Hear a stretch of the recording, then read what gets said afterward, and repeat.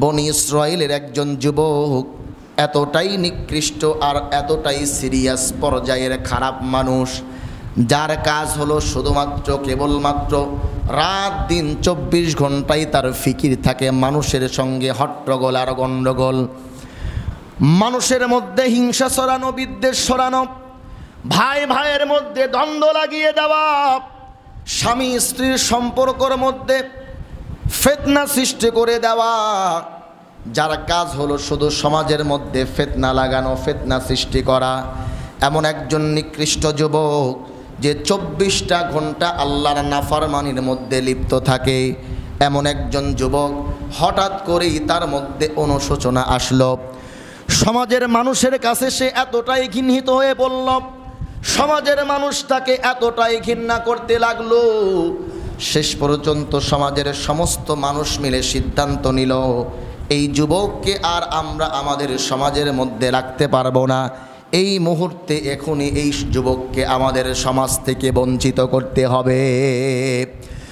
মুসলমান ভাইরা রে আমার, এমন একজন নিকৃষ্ট যুবক, সমাজের মানুষ যখন তাকে সমাজ থেকে বিতাড়িত করল, পরিবার সমাজ সব কিছু থেকে যখন সে বিচ্ছিন্ন হয়ে গেল, যুবক তখন চিন্তা করতে লাগলো, আরে আমি এতটাই নিকৃষ্ট মানুষ যে সমাজের মানুষ আমাকে পছন্দ করে না, এবং কি আমার ঘরের মানুষগুলো আমাকে পছন্দ করে না, যার কারণে আমাকে সমাজ থেকে বিতাড়িত করেছে। কিন্তু যুবক আল্লাহর পরিচয় জানে, যুবক মনে মনে চিন্তা করতে লাগলো, দুনিয়ার সমস্ত মানুষ আমাকে বিতাড়িত করলেও তো আমার একজন রব আছেন যিনি আমাকে কখনো বিতাড়িত করবেন না। আমি যদি আমার ভুলের কারণে অনুশোচনা করে আমি আমার রবের দিকে ফিরে আসি, আমার রব তো আমাকে তার রহমতের কোলে উঠায়া নেবেন। বলেন সুবহানাল্লাহ। মুসলমান ভাইরা রে আমার, কথাগুলো দিল দিয়া বুঝবেন। শেষ পর্যন্ত যুবক আল্লাহর সেজদায় পড়ে গেল আর আল্লাহর কাছে রোনাজারি করতে লাগলো, আল্লাহর কাছে অনুশোচনা আর অনুনয় বিনয় করতে লাগলো, তওবা করে আল্লাহর দিকে ফিরে আসলো আর বলতে লাগলো, আল্লাহ, পৃথিবীর সমস্ত মানুষ আমাকে বিতাড়িত করেছে, সমস্ত মানুষ আমাকে বঞ্চিত করেছে, কিন্তু আমি বান্দা তোমার প্রতি এতটাই আস্থাশীল। আমি তো শুনেছি তুমি হলে রহমান, তুমি হলে রহিম, আর তুমি বর্ণনা দিয়েছ, ঘোষণা করেছ, লা তাকনাতু মির রাহমাতিল্লাহ। তুমি আল্লাহ তো ঘোষণা করে দিয়েছ, বান্দারে নিজের উপরে তুমি যতটাই জুলুম করো না কেন, যত বড় গুনাহগার আর পাপিষ্ঠ তুমি হও না কেন, আমি আল্লাহর রহমত থেকে কখনো নিরাশ হবে না। আমি আল্লাহর উপরে ভরসা করবে, আমি আল্লাহর উপরে ভরসা করে যদি তুমি চলতে পারো আর আমি আল্লাহর দিকে ফিরে আসো, তওবা করে আমি আল্লাহর দিকে ফিরে আসো, আমি আল্লাহ তাআলা তোমার জিন্দেগীর সমস্ত গুনাহগুলোকে মাফ করে পৃথিবীর সবথেকে উৎকৃষ্ট মানুষ তোমাকে বানায়া দেব। যুবক যখন এই অনুশোচনা করে আল্লাহর দিকে ফিরে আসলো আর মরুভূমির মধ্যে পথ চলে, চলতে চলতে চলতে চলতে মরুভূমির পথ অতিক্রম করে এক জঙ্গলের মধ্যে চলে গেল। যুবককে যখন সমাজের মানুষ আর গ্রহণ করলো না, শেষ পর্যন্ত যুবক মনের দুঃখে মরুভূমির পথ অতিক্রম করতে লাগলো। মরুভূমির পথ অতিক্রম করতে করতে কোনো এক জঙ্গলের মধ্যে চলে গেল। জঙ্গলের মধ্যে যাওয়ার পরে হঠাৎ করেই যুবকের ওই জায়গায় মৃত্যু হয়ে গেল। মুসলমান ভাইরা রে আমার, খুব ভালো করে বুঝবেন, আল্লাহ পাক রব্বুল আলামিন ওই রাতে মুসা আলাইহিস সালামকে স্বপ্নে দেখালেন, ও মুসা, তোমার কওমের একজন যুবক অমুক জঙ্গলের মধ্যে মৃত অবস্থায় পড়ে আছে, আমি আল্লাহর পক্ষ থেকে তোমার জন্য পয়গাম হলো, তোমার জন্য নির্দেশ হলো, এই মুহূর্তে তুমি তোমার কওমের মানুষদেরকে নিয়ে ওই যুবককে ভালো করে গোসল করাবে, কাফন দাফন করাবে, এরপরে সুন্দরভাবে কবর দিবে, আর তুমি তোমার কওমের মানুষদেরকে বলে দিবে, আমার এই প্রিয় বান্দা এই যুবকের জানাজার নামাজে যারা শরিক হবে, যারা কাফন দাফন দিবে, আমি আল্লাহ তাআলা তাদের জিন্দেগীর সমস্ত গুনাহগুলোকে মাফ করে দেব। মুসলমান ভাইরা রে আমার, খুব ভালো করে বুঝবেন, আল্লাহর ভয় কতটা দামি জিনিস। কোনো বান্দা যদি সত্যিকার অর্থে আল্লাহকে ভয় করে কোনো পাপের থেকে ফিরে আসে, গুনাহের কাজ পরিহার করে সত্যিকার অর্থে হেদায়েতের রাস্তায় চলে আসে, আল্লাহ তাআলা তাকে এতটাই পছন্দ করেন। এটা বোঝানোর জন্য এই ঘটনাটা আমি আপনাদের খেদমতে বর্ণনা করতেছি।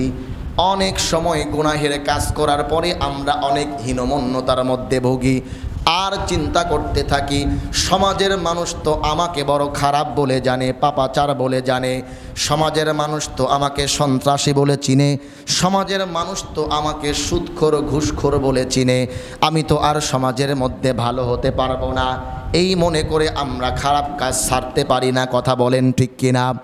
কিন্তু আল্লাহ পাক রব্বুল আলামিন বলেন, বান্দারে লা তাকনাতু মির রাহমাতিল্লাহ, খবরদার খবরদার, আমি আল্লাহর রহমত থেকে নিরাশ হইও না। হয়তো দুনিয়ার দরবারে তুমি আজকে ঘৃণিত হতে পারো, সমাজের মানুষ তোমাকে খারাপ ভাবতে পারে, সমাজের মানুষ তোমাকে ছোট করে দেখতে পারে, কিন্তু তুমি ওই পাপের জন্য অনুশোচনা করে যদি আমি আল্লাহর দিকে ফিরে আসো, আমি আল্লাহ তাআলা তোমাকে এমনভাবে ক্ষমা করে দেব আর এমন দামি মানুষ বানায়া দেব, পৃথিবীর মানুষ যেই কথা জীবনে চিন্তাও করতে পারে না। এই কথা বলেন ঠিক কিনা? তার উদাহরণ হলো সাহাবায়ে কেরাম। এতটাই নিকৃষ্ট আর এতটাই বর্বর জাতি তারা ছিল, সমাজের মধ্যে তাদের চাইতে নিকৃষ্ট মানুষ আর কেউ ছিল না।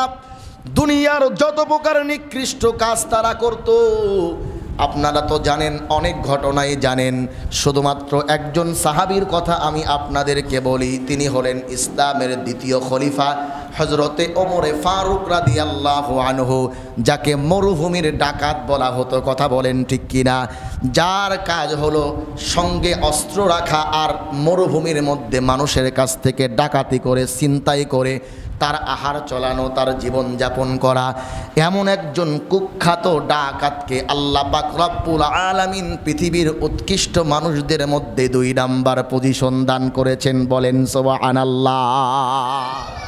পৃথিবীর যত মানুষ আছে, কিয়ামত পর্যন্ত যত মানুষ আসবে, যত আলেম ওলামা, আল্লাহর ওলি, যত বুজুর্গ ব্যক্তি আসবে, আল্লাহর নবীর পরে 1 নাম্বার পজিশন হলো হযরতে আবু বকর। আল্লাহু আকবার বলেন। এরপরেই যার স্থান তিনি হলেন হযরতে ওমরে ফারুক রাদিয়াল্লাহু আনহু, যার পেশা ছিল ডাকাতি, ভারী ভারী অস্ত্র সঙ্গে রাখা আর মরুভূমির মধ্যে ডাকাতি করা যার ছিল পেশা।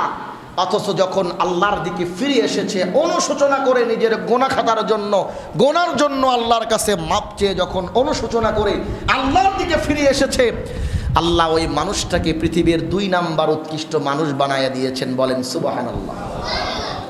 হযরতে মুসা আলাইহিস সালাতু ওয়াস সালাম সকালবেলা ফজরের নামাজ শেষ করলেন।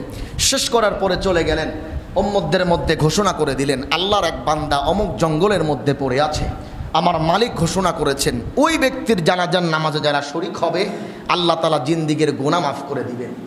কোন ব্যক্তি সম্পর্কে বলতেছে?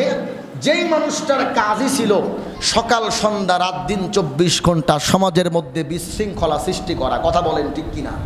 সমাজের মানুষকে কষ্ট দেওয়া, সমাজের মানুষের মধ্যে হট্টগোল সৃষ্টি করা, মানুষের মধ্যে গন্ডগোল লাগিয়ে দেওয়া, আল্লাহর যত নাফরমানি কাজ আছে সমস্ত নাফরমানির মধ্যে ডুবে থাকা যার কাজ ছিল, ওই বান্দা সম্পর্কে আল্লাহ তাআলা ঘোষণা করে দিলেন, মুসা, আমার এই বান্দার জানাজার নামাজে যে ব্যক্তি শরীক হবে তার জিন্দেগীর সমস্ত গুনাহ মাফ। বলেন আল্লাহু আকবার।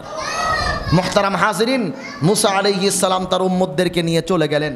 উম্মতরা বলেন, মুসা, আমাদের মধ্যে কৌতূহল, এই ব্যক্তি কি এমন ব্যক্তি যার ব্যাপারে আল্লাহ তাআলা এমন ঘোষণা দিলেন, তারা একটু দেখতে চাই। তো মুসা আলাইহিস সালাম যখন কাফনটা সরিয়েছেন, মুসা আলাইহিস সালামের কওমের লোকেরা মুসা আলাইহিস সালামকে ধমক দিয়ে বলে, মুসা, এমন একটা মানুষ সম্পর্কে তুমি এই বর্ণনা দিয়েছো যেই মানুষটা আমাদের সমাজের মধ্যে সবথেকে নিকৃষ্ট মানুষ, এই মানুষ সম্পর্কে তুমি এই বর্ণনা দাও। মুসা আলাইহিস সালাম আল্লাহর কাছে আবার ফরিয়াদ করলেন, আল্লাহ, উম্মত বলে এক কথা, তুমি বলো আর এক কথা, আমি কোন দিকে যাব?